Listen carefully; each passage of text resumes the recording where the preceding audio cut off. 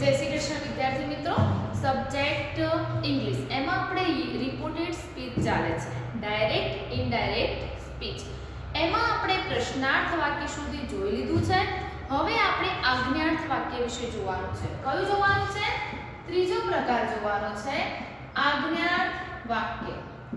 હવે પહેલા તો આજ્ઞાર્થ વાક્યની શરૂઆત ક્રિયાપદથી થાય છે। શેનાથી થાય છે? આજ્ઞાર્થ વાક્યની શરૂઆત શેનાથી થાય છે? ક્રિયાપદથી। સમજો કે આપણે પહેલા તો જોયું વિધાન વાક્ય। વિધાન વાક્યમાં શું હોય કે કર્તા હોય છે, ક્રિયાપદ હોય છે, કર્મ હોય છે અને છેલ્લે પૂર્ણ વિરામ હોય છે, એટલે કે સાદું વાક્ય। પ્રશ્નાર્થ વાક્યમાં શું હોય છે?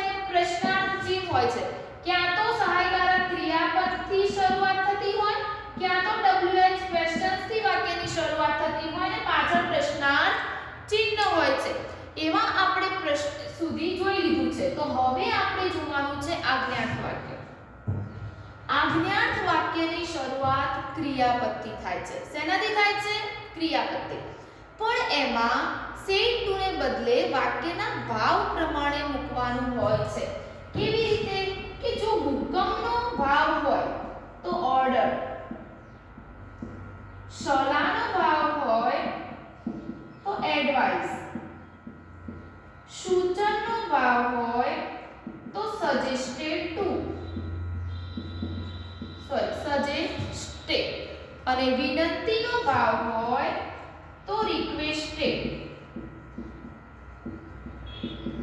આપણે વાક્યનો ભાવ જોવાનો છે અને જો હુકમ હોય તો ઓર્ડર મૂકવાનો છે, સલાહ હોય તો એડવાઇસ, સૂચન હોય તો સજેસ્ટેડ અને વિનંતી હોય તો રિક્વેસ્ટેડ મૂકવાનું છે।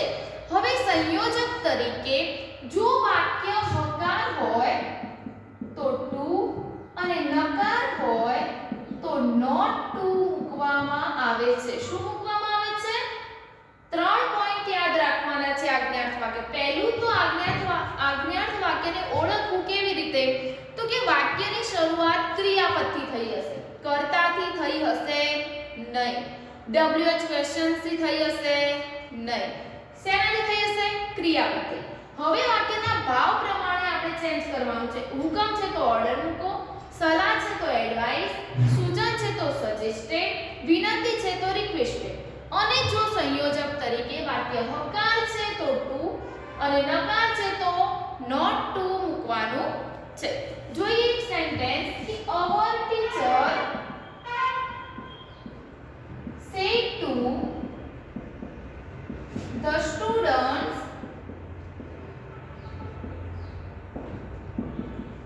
open your notebook।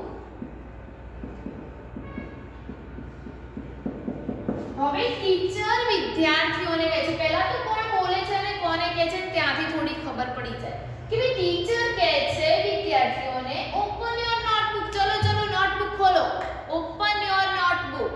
હવે એમાં રિક્વેસ્ટ કરે ટીચર એવું કહે છે કે પ્લીઝ નોટબુક ખોલો। ટીચર હંમેશા હુકમ આપે છે। શું આપે છે? હુકમ આપે છે। તો શેડ ટુ ને બદલે શું મૂકવાનું છે?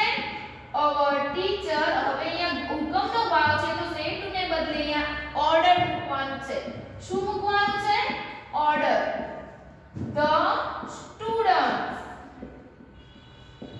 સમજો હવે સંયોજક તરીકે વાક્ય હકાર છે, નોટ દેખાય છે, નથી દેખાતું, હકાર છે માટે ટુ, ક્રિયાપદ એમનું એમ। હવે યોર એ કોના પ્રમાણે ચેન્જ થાય છે? સાંભળનાર। સ્ટુડન્ટ્સ દે છે, બરોબર, બહુવચન છે તો યોર એ કઈ વિભક્તિ છે? સંબંધક છે તો દેની સંબંધક કઈ થાય? ધેર। Notebook. ધારો કે એવું સેન્ટેન્સ હોય કે our teacher said to the students stand up. Teacher કહે છે વિદ્યાર્થીઓને કે સ્ટેન્ડ અપ, ઊભા થઈ જાઓ। તો સ્ટેન્ડ અપ એ કયો ભાવ છે? હુકમ કરે છે, રિક્વેસ્ટ કરે કે ઊભા થાઓ, સલાહ આપે ઊભા થાઓ ના, હુકમ કરે છે માટે શેડ ટુ ને બદલે ઓર્ડર, સંયોજકની જગ્યાએ ટુ અને પછી સ્ટેન્ડ અપ। હવે આપણે નેક્સ્ટ સેન્ટેન્સ જોઈએ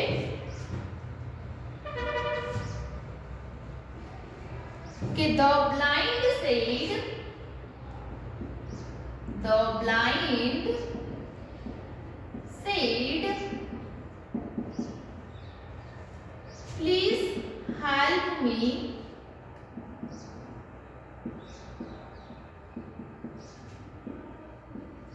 ક્રોસ ધ રોડ.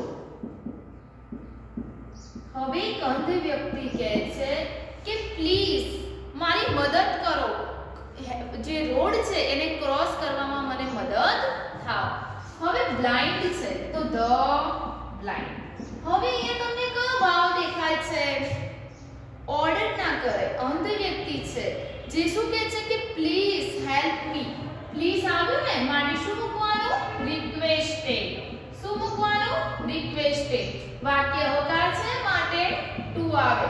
પ્લીઝ નું આપણે રિક્વેસ્ટેડ કર્યું એટલે પ્લીઝ નીકળી જશે. હેલ્પ એમનો એમ. હવે મી કોના પ્રમાણે ચેન્જ થાય છે? બ્લાઇન્ડ. અંધ વ્યક્તિ હી પણ હોઈ શકે અને શી પણ હોઈ શકે. તો હી લઈએ તો હી ની કર્મ વિભક્તિ હી. Cross the road. ખાસ ધ્યાન રાખવાનું છે સેડ ટુ ને બદલે આપણે વાક્યનો ભાવ જોવાનો છે. કયો ભાવ છે એ પ્રમાણે જો પ્લીઝ આવે છે તો રિક્વેસ્ટેડ જ મૂકવાનું. હુકમનો ભાવ છે જોવાનું બોલે છે કોણ? કોઈ ઓફિસર બોલતું હોય, કોઈ ટીચર્સ બોલતા હોય, ડોક્ટર બોલતું હોય. ડોક્ટર બોલતા હોય તો હંમેશા સલાહ આપે કે તો સૂચન કરે છે, બરોબર? જ્યારે ટીચર હંમેશા હુકમ કરે છે તો જ વિદ્યાર્થીઓ માને છે. અને અંધ વ્યક્તિ છે એ પોતાની કહેવાય ને એક લાચારીના કારણે એક રિક્વેસ્ટ કરે છે, એ હુકમ કરી શકે નહીં. માટે આપણે વાક્યનો ભાવ જોઈને સેડ ટુ ની જગ્યાએ વાક્યનો ભાવ મૂકવાનો છે. વાક્ય હકાર હોય તો સંયોજક તરીકે ટુ, નકાર હોય તો નોટ ટુ મૂકવાનું છે. ક્રિયાપદ એમનું એમ અને પાછળ આપણે જે પ્રમાણે ચેન્જ કરતા હતા નિયમો એ પ્રમાણે ચેન્જ કરવાના છે. બીજું સેન્ટેન્સ જોઈએ તો officer said to the peon, don't go till 6 o'clock. સમજો 6 વાગે નહીં ને ત્યાં સુધી તારે જવાનું નથી. હવે ઓફિસર કહે છે, રિક્વેસ્ટ કરે કે 6 વાગે નહીં ત્યાં સુધી તારે જવાનું નથી. નહીં, પટાવાળાને હુકમ કરે છે. શું કરે છે? હુકમ કરે છે કે 6 વાગે નહીં ત્યાં સુધી તમારે જવાનું નથી. તો ઓર્ડર ધ peon. હવે સંયોજક તરીકે ટુ મૂકું કે નોટ ટુ? તો ડોન્ટ. વાક્ય નકાર છે માટે નોટ ટુ એટલે આ નીકળી જશે. ગો એમનું એમ, ટીલ એમનું એમ, 6 o'clock. તો ખાસ ધ્યાન રાખવાનું છે કે સેડ ટુ ને બદલે વાક્યના ભાવ. પહેલા તો આજ્ઞાર્થ વાક્યને ઓળખવું એકદમ ઈઝી છે. વાક્યની શરૂઆત ક્યાંથી થાય છે? ક્રિયાપદથી થાય છે. જુઓ, પ્લીઝ, હેલ્પ, પછી ઓપન. ખબર પડી? વાક્યની શરૂઆત જ્યારે ક્રિયાપદથી થાય છે તો એ આજ્ઞાર્થ વાક્ય છે. આજ્ઞાર્થ વાક્યમાં સેડ ટુ ને બદલે વાક્યના ભાવ પ્રમાણે મૂકવામાં આવે છે. અને સંયોજક તરીકે જો વાક્ય હકાર છે તો ટુ અને નકાર છે તો નોટ ટુ અને ક્રિયાપદ એમનું એમ રાખીને વાક્યમાં જે પ્રમાણે આપણે અગાઉ ફેરફાર કરતા હતા એ જ પ્રમાણે આપણે ફેરફાર કરવાના છે. તો આ આજ્ઞાર્થ વાક્યની વાક્ય રચના ટોટલી માહિતી મેં જે એક્ઝામ્પલ લખાવ્યા છે એ નોટમાં લખીને તૈયાર કરવું. જય શ્રી કૃષ્ણ.